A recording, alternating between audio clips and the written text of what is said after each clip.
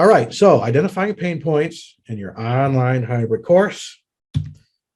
And I want to start with our agenda today. So part one is identifying, what is a pain point.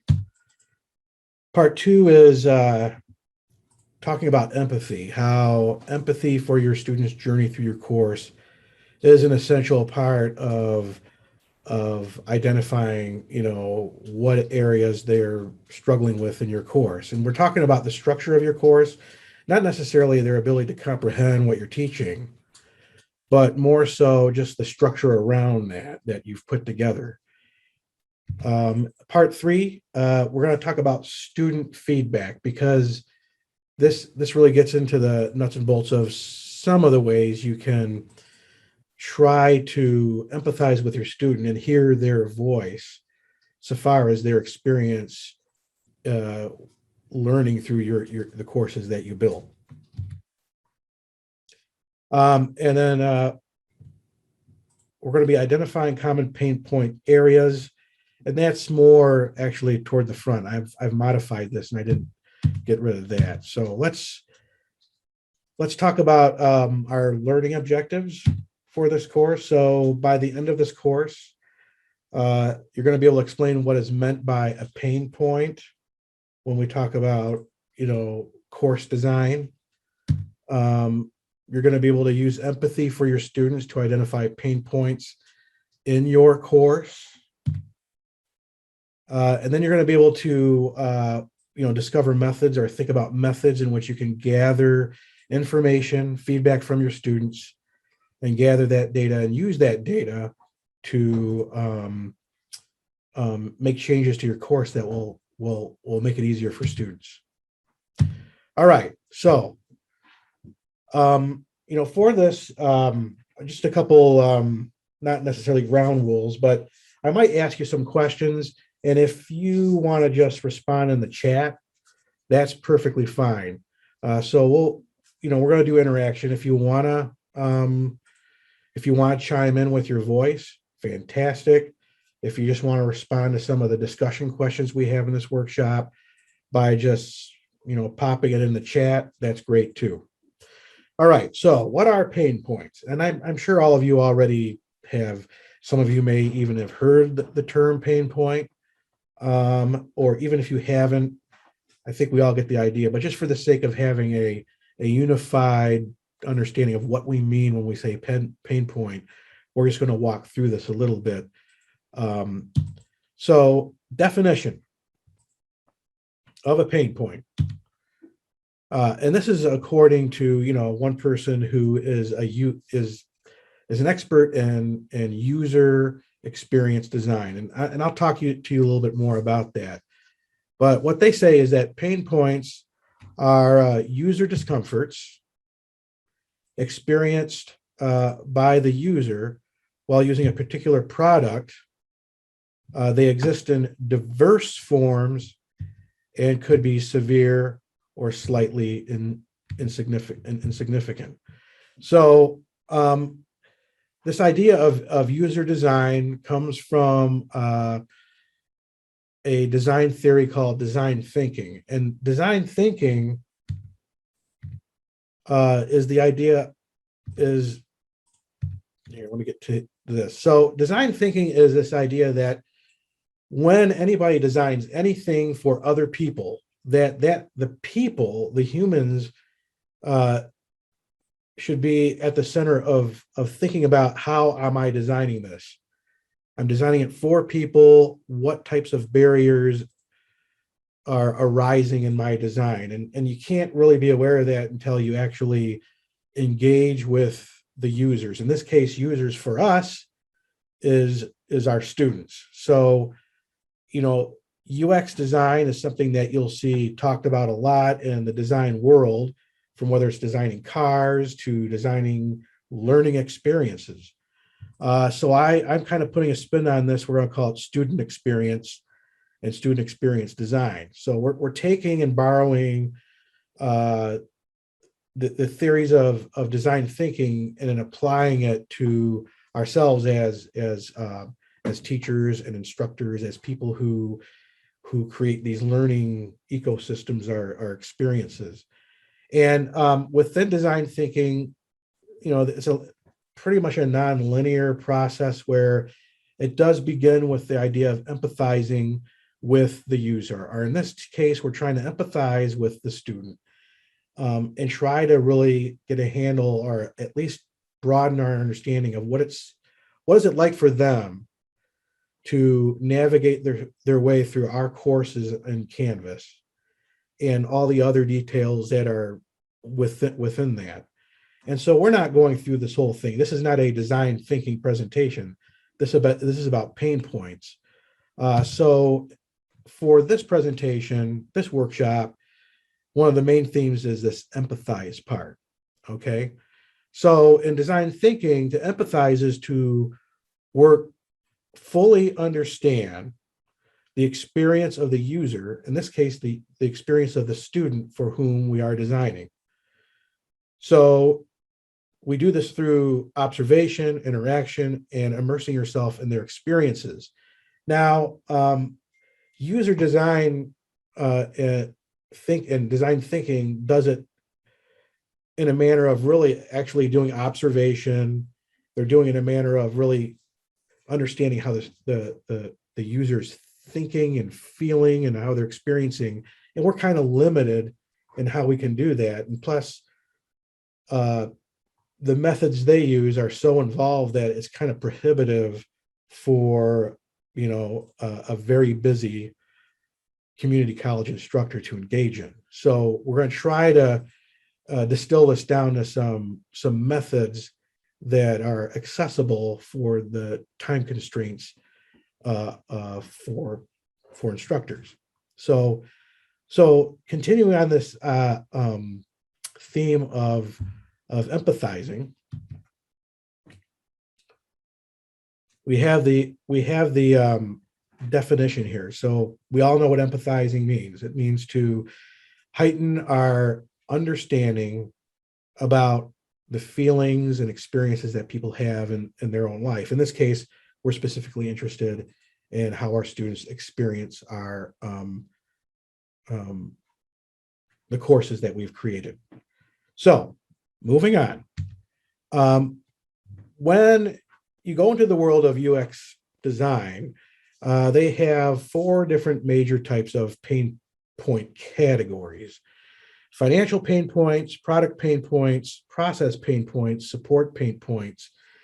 And so what I want to do is walk through this and, what are the equivalent of these in our context as a community college teaching students, and what are some examples of these, okay? So we're going to move on to financial pain points.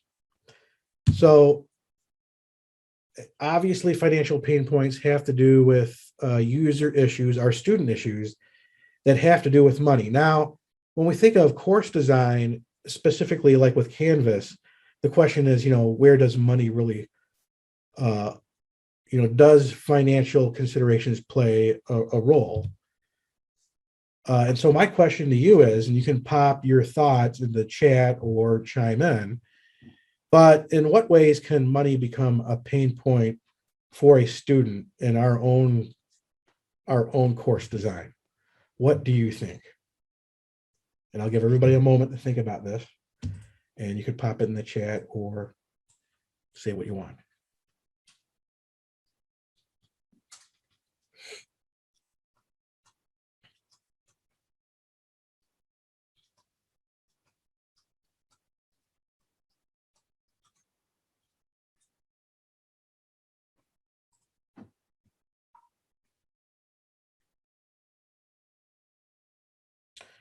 Yeah, so here we have, if students work all weekend and we assume they don't and assign work then, a lot of students probably work the weekend, especially if they're in retail jobs. Textbooks are other supplies. So textbooks can be a big deal. Or if you're using some type of online source that requires requires the student to spend money on. So, when we think of the content that we put in our courses, there definitely can be financial pain points. The type of technology they have, their access to having Wi-Fi at home. Maybe they don't have Wi-Fi at home. And so they're limited to where they can go, the library, here, wherever. So that's something to keep in mind when you build your course, thinking in terms of, okay, what sources am I using? How and being aware of the different types of things that can cause a student to not have access to certain pieces of content that you include in your course. And if you do include something like that, what's the alternative? Providing alternatives. All right, moving on to the next pain point, product pain points. And these are usually quality issues related to the product. And so, the question is, what do you think is the equivalent of a product when it comes to course design? So what is our product? There's more than one answer to this. But if you think of issues related to the product, what's the equivalent of a product that we are providing our students? So that's the next discussion question.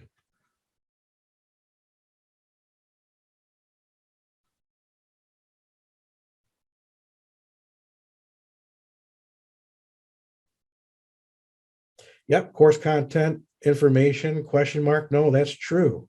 So the quality, we can go back to content. The quality of the content could be an issue. Even something as simple as how we write directions, to accomplish or complete a particular assignment. Or it could be the structure of the course itself. Is there inconsistencies that make it difficult for students to find key assignments or navigate through the course? So this is a very broad pain point category.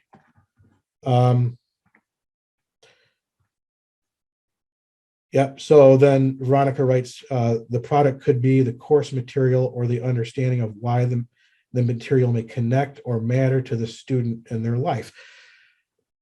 So, that is an integral part of course design, whether it's online or in the classroom, is making sure that your students can make that connection between real life and the content that's being used to teach them biology or geology or history or whatever other category of whatever you're teaching.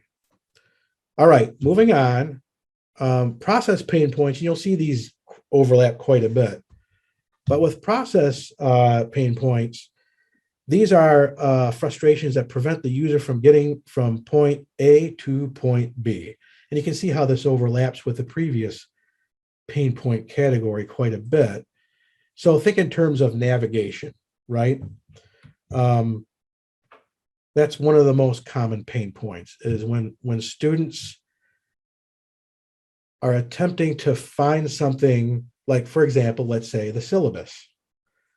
If the syllabus is not placed in a logical place or places, and the student's having a hard time finding the syllabus, or if the student is having a hard time finding navigating the instructions and finding instructions for a particular assignment, this is probably some of the most common pain points, is that of navigation. So I'm just wondering, can any of you think of examples of specific pain points that would lead to student frustration as they attempt to navigate through your course? Like, what are some areas that maybe you encountered yourself? Thanks, Scott. So Scott says lack of clarity regarding deadlines. That can be a huge frustration for students. And sometimes it's hard to get those deadlines in place right at the beginning of the course. I understand that, but that can be a huge issue. Yep. So finding support services. And then this is interesting. So Veronica points out different courses are set up different ways. It might be the resources or general information access versus course assignments.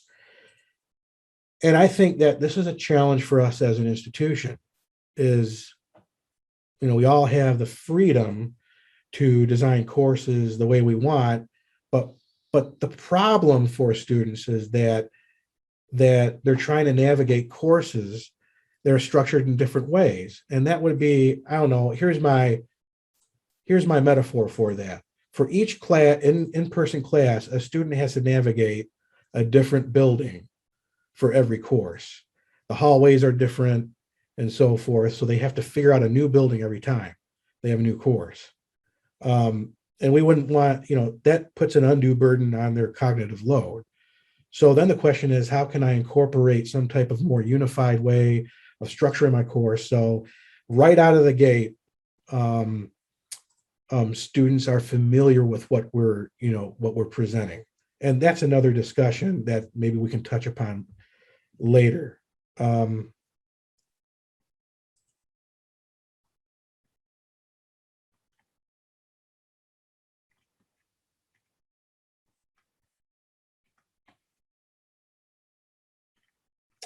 Okay, so lots of good comments on that.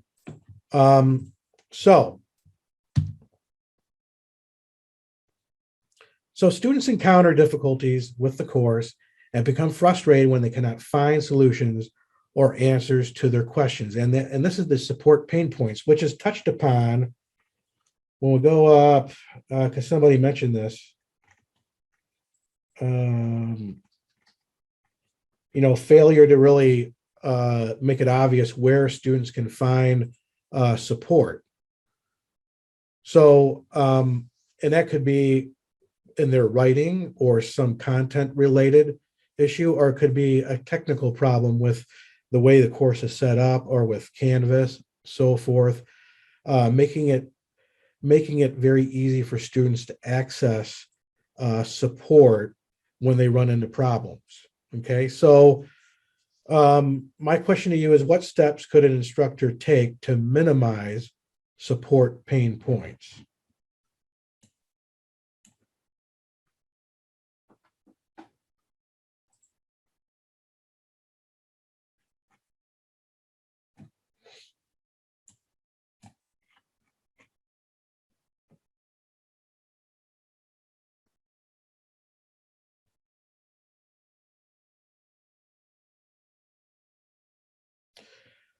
All right, Lisa, I like that one. Provide a discussion forum, ask your question here so all students can benefit.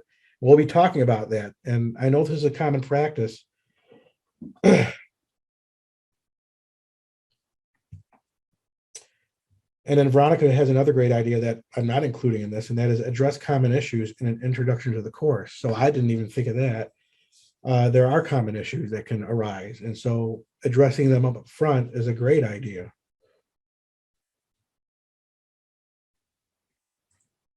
Awesome. All right. So I want to move on to talking a little bit more about empathy before we dig into, two specific ways that I want to present to you as trying to, dig in an empathetic way to understanding more your students' perspective on their journey through your course.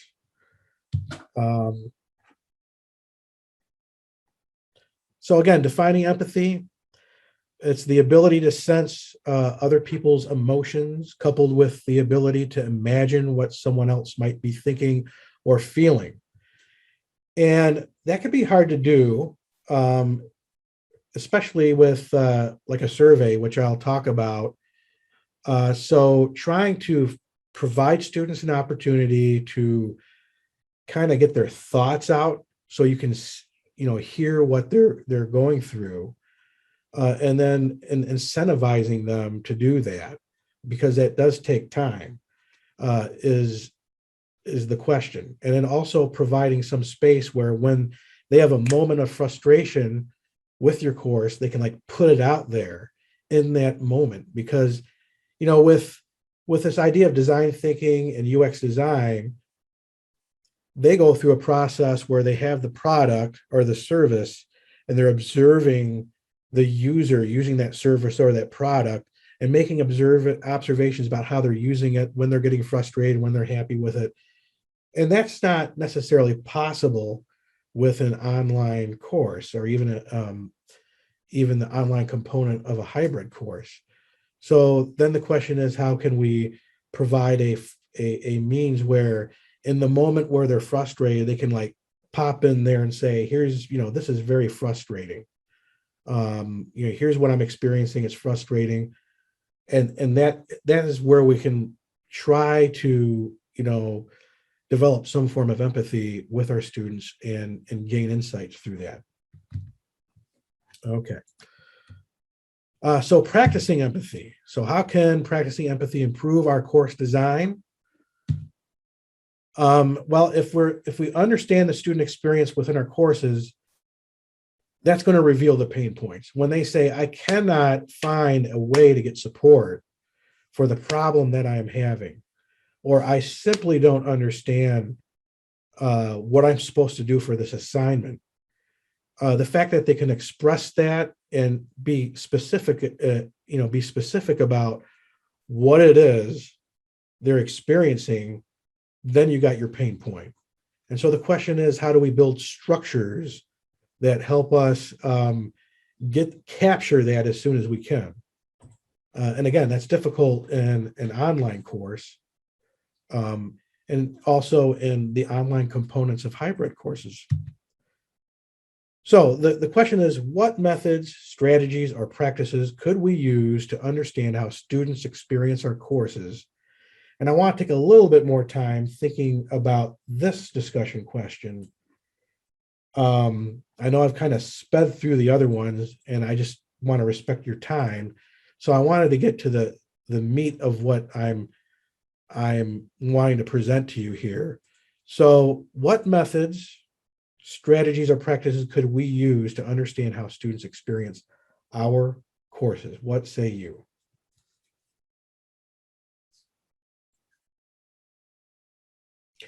Okay, so Beth Ann says that she recommends keeping frustrations private. Use email or text or call. Don't want others to pile on. So it sounds like, Beth Ann, you've had some experiences with that in the past.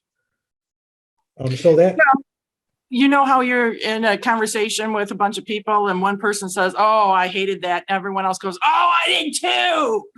And then all of a sudden you got a session going. Right. Does this happen like in a discussion forum?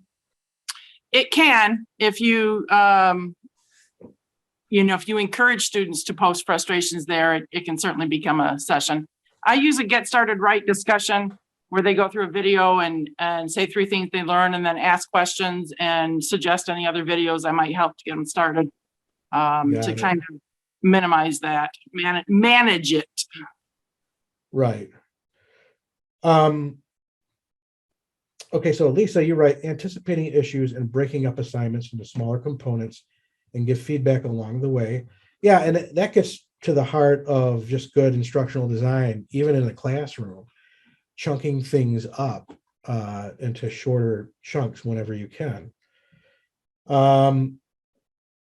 Veronica writes, students in my course write discussion board summaries for each lecture. In these discussion boards, students are able to see that other students may be struggling with the same topics. I can answer them on the discussion board, or sometimes make an overview video to post. And Scott says, I use student view a lot. So what I think you mean by that, Scott, is that you use student view to have the experience of the student.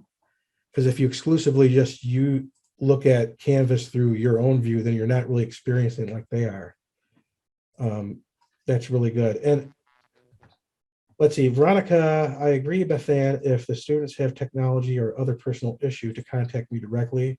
Discussion boards in my courses are for materials. Okay, cool. So I want to move on, unless anybody else has anything they want to add. And I want to talk about, some ways we can gather some student feedback. And this is going to be focused. So the two methods that I want to present to you, and we've talked a little bit about one already. So, and forget this because we already talked about this. What methods do you use? I want to talk about the discussion forum, and I also want to talk about a survey as well. Surveys are limiting, but structured correctly, we could gain a lot of insight from the survey. All right, so what I want to do is move on to a discussion forum, and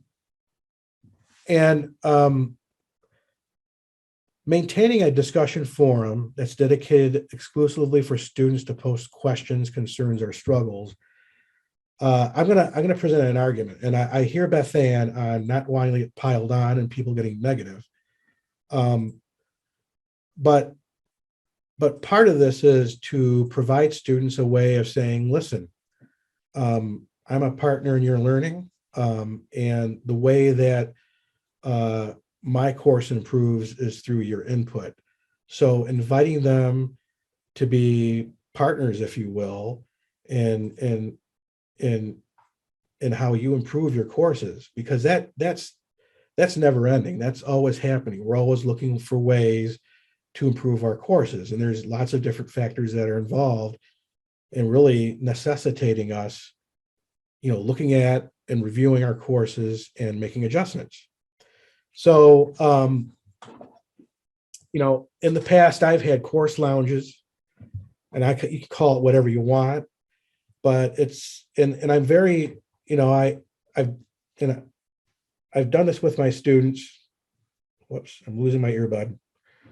I've done something similar with my students in the past, and these are high school students, admittedly, but they can be vicious. But the right tone changes everything. So, this is pretty much similar to what I wrote in the lounges that I had. And of course, along with this, there are expectations of allowable behavior or accepted behavior. But right here I write, the purpose of the course lounge is to provide you a space to ask questions about the course. It could be a tech issue, or maybe you need clarification about an assignment or the course calendar. You can support your peers by providing answers to their questions as well. You can also provide me valuable feedback on how I can improve the course, even if you simply describe a difficulty you experience within the course. And that's the key line. Now, you can make an argument, I don't want tech issues involved in that, and you can certainly remove that. But here I'm inviting their feedback right then and there. I want to give them a place where when they encounter a difficulty, like in the design, in the course, that they can express that. And they can be frustrated, that's fine. And in fact, quite frankly, if people want to pile on, I know, I'm not taking it personally. I know now. Now, establishing, the proper etiquette for discussion boards, that's important. But if you're inviting them to be a part of that process, my argument is, based anecdotally on my own experience, is that they're going to approach it a different way. And I let them know that I do monitor the discussion on a frequent, quite frankly, almost daily basis, and that we're all in this together. We're all supporting each other in our success in the course. So, some may view this approach as, this wording and the purpose of this lounge is, inviting a pile-on, or there is some risk, but I would argue that the risk is worth it, because this is a space where you can invite that frustration to come in, where you can invite that moment where they do have that fresh in their mind, they can express that. And that's part of showing empathy. All right. It may not be for everyone, but now you have the empathy. Now you understand, yeah, they're definitely frustrated. And, and then you can have a more one-on-one email discussion with them or whatnot, even Zoom meeting, where you can understand where they're coming from. And now you understand their pain point in a way that you could not have before. And then you can address it in the design. Okay, so that's the discussion forum. That's what I have to say about the discussion forum. Is simply providing that space for the student to express even feelings of frustration, because that's part of empathy. And by doing that, you're going to better understand your student's journey through your course and better identify the pain point and how to address it. Now, I want to spend a little bit more time on a student survey. And student surveys can gather really good information on their experience with your course design. So, through a series of specific close-ended questions and open-ended questions, you can gain some insight into how students experience your online course. And in a moment, I'm going to present to you a ungraded survey that I created in Canvas, and I have it on the Commons. If it's something you want to look at, modify, use for your own purposes. But before I do that, I want to talk a little bit more about this course survey. So first of all, before we dig into Canvas, with this model survey,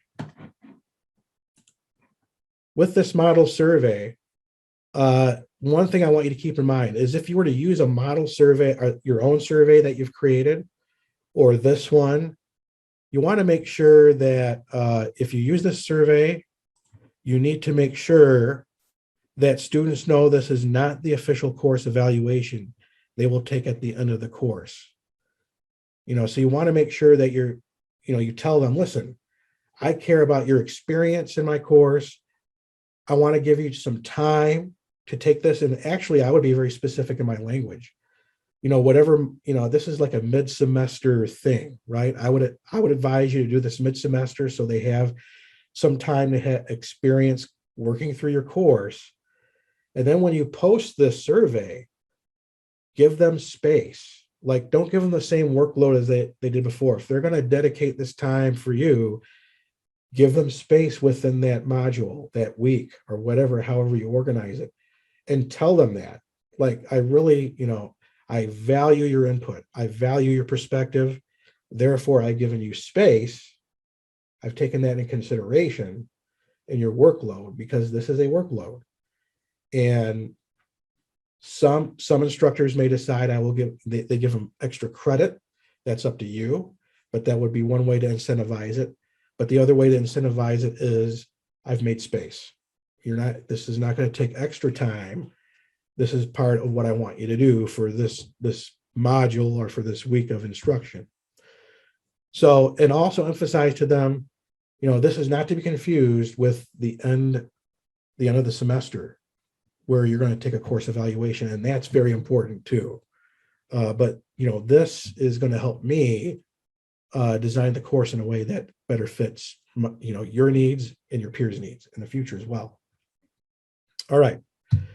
The other thing about the model ungraded survey I'm going to share with you is that all the questions are based off of select criteria from the Quality Matters rubric. And if you're not familiar with Quality Matters is an organization that has set up this rubric that gives us guidance on how to create a well thought out and well designed course that's easy to navigate and that has good pedagogy within it too. Now, my survey, this model survey, doesn't include every single point, right? In fact, let me just bring in, and this is not, Quality Matters, these are all the basic criteria. There's 8 different categories from course overview and introduction. I didn't include all of these in the course survey. I selected certain ones. And so you might want access to this, and I will provide access to this. And you can find it online too. And you might choose different ones to base a question. You can actually use these, but I like to try to rewrite them in a way that a student might better understand, because these are written for the instructor.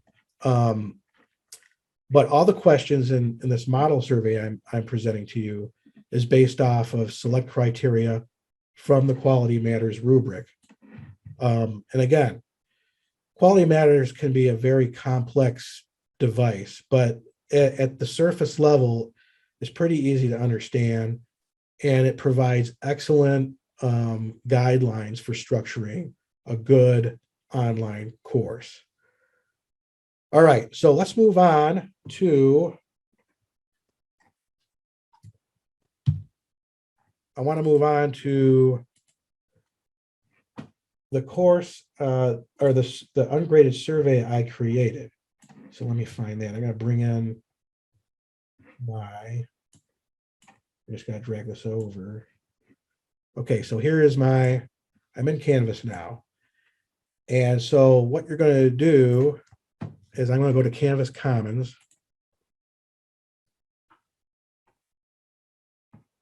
And the name of the survey is course improvement. And you can see I've already looked for this, but if you type in course improvement survey,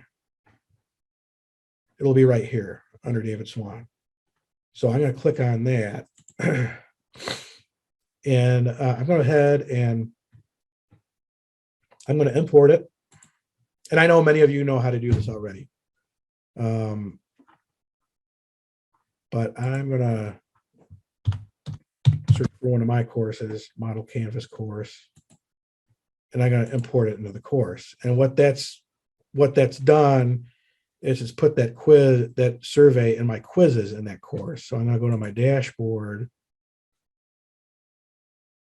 let it load, and I'm going to go down to that course right here. And then I'm going to go to, let's see, quizzes right here. All right, and there's my course improvement survey. And so now what I'm going to do is I'm going to open this up and show it to you. And first thing I put up here was, for faculty, download the Quality Matters Higher Ed rubric, then delete this text from the instructions. So I even have a link here to the Quality Matters rubric. If you want access to it very easily, you can click on that. But after that, you would want to delete this text from your copy of the survey, because students don't need to see that. But what I want to do is walk through the questions. So let me we'll just preview. All right, so we're going to have that deleted. It explains the purpose. I tried not to be too wordy with this, just give the students enough information. So here I express the purpose of the survey. In an effort to improve this course, I'm asking you to take some time to complete this brief survey. The survey is anonymous. However, I will be able to know, well, some of my language I need to fix here, know whether a student has taken the survey or not. And I guess that sentence there, or that part of that sentence, would be necessary if you were offering extra credit. They would need to know that. It is my hope that you will see this as an opportunity to collaborate with me in improving this course. So I think the language is important.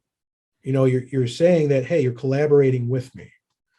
I want you to be a partner with me to make this course better.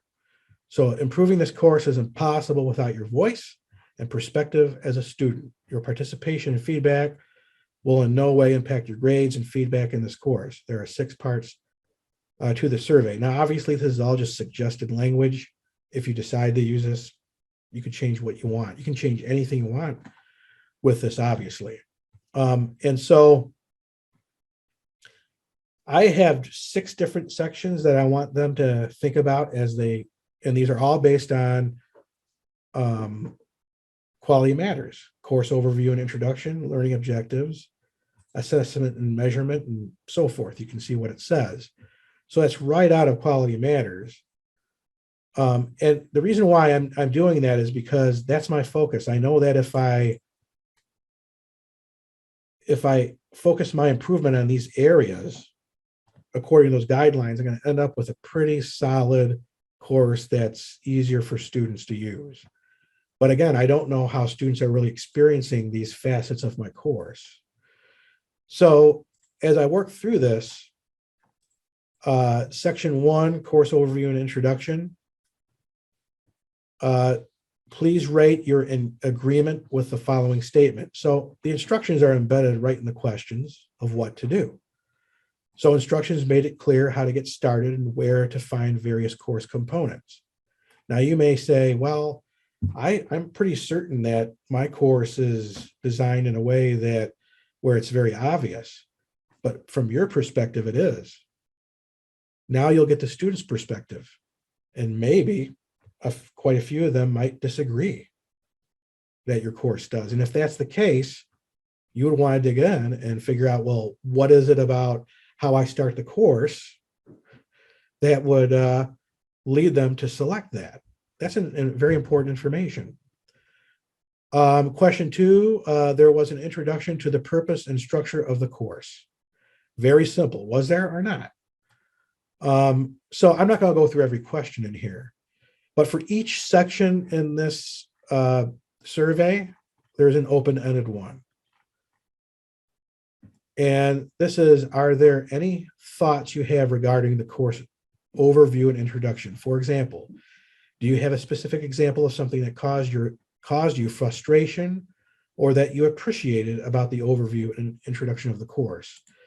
So you're giving them an opportunity to kind of express some personal thoughts and feelings. And here's my argument for that. Number one, you want to know that. You want to know how they feel. When you ask somebody, how do you feel about this? That makes them feel included, and that makes them feel like they matter. And that is important. It is important. And when you invite them in that way, that is an incentive in itself for them to go, oh, they want to know how I feel about this. I matter. Yes, I will give feedback. I'm looking at the chat. And Lisa says, I ask students to evaluate their own progress, understanding and participation in the course at midterm. This would be useful in conjunction with the type of survey you're discussing. I love that, piggybacking that together, because I think, and I agree with you, Lisa, it's essential that students, we task students with that metacognition of thinking about their own thinking, about their own progress through the course. So you're also inviting them to participate in evaluating the course itself. So yes, I agree with that.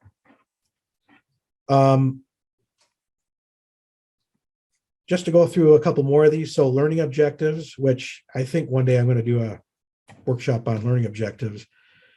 But please rate your agreement with the following statement. Objectives are stated clearly, understandable, and are easy to locate. So again, you'll get some quick feedback on whether that's the case or not. Now, you may not want that in there. So you take it out, you find something else from Quality Matters that you want to focus on. This is just a template, if you will, a model. And I would suggest that as time progresses and you start refining your courses, that you start introducing other types of questions to focus on other facets of your course design. So it's flexible in that way. So when you do the, when you complete, if you have students do these, you can have them, they complete them, and then that way you can go in the Canvas and look at the analytics and kind of look at the aggregate information, how many, which of these questions got mostly disagrees or strongly disagrees. You might want to feel good about yourself and look at the agrees as well, depending on the question. But however the question is structured, you're looking for things that indicate to you where the pain points may be. And so any of these simple closed-ended questions can be a doorway into exploring a little bit more of what a pain point might exist for many students. So that is a way in which we can, I think you could use an ungraded survey in Canvas to get a better idea from your students of where they might be struggling with the structure and design of your course. All right. So with that being said, my final argument for this is that I think it's essential that that as an instructor, and that's what you all are, and I have been. So I can tell you that and I know that when you invite students to participate, as collaborators and partners, that it's a community that you're creating, even online, and that their voice matters in the design of the course. That's an essential piece of showing that empathy.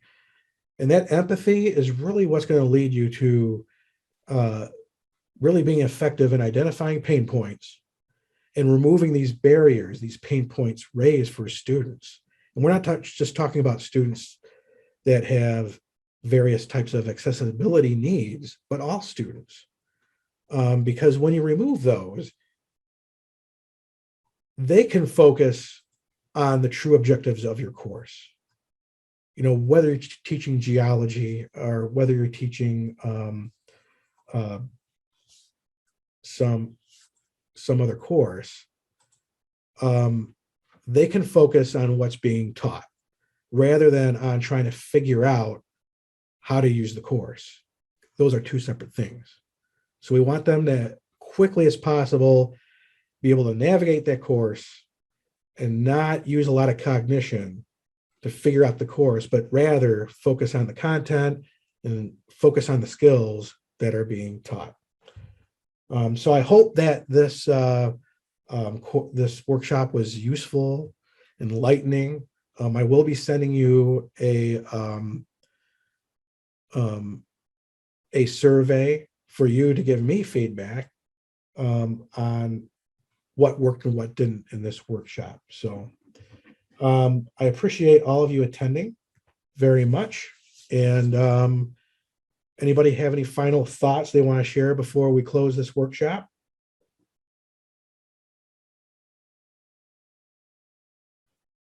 Okay.